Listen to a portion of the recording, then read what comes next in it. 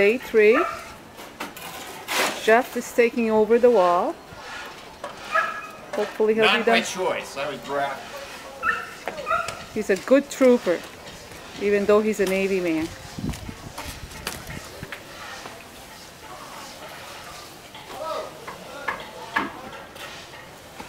Get it, trooper, Navy man? Chris, do you have to say anything? I have nothing to say. Nothing to say. She's ready to paint.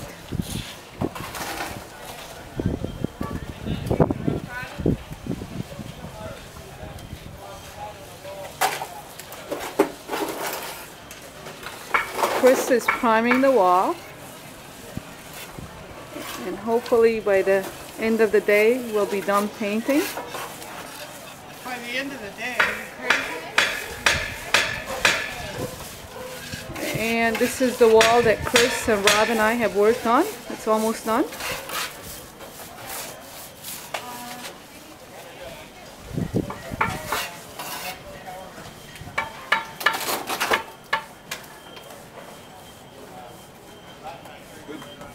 We're about to have a home.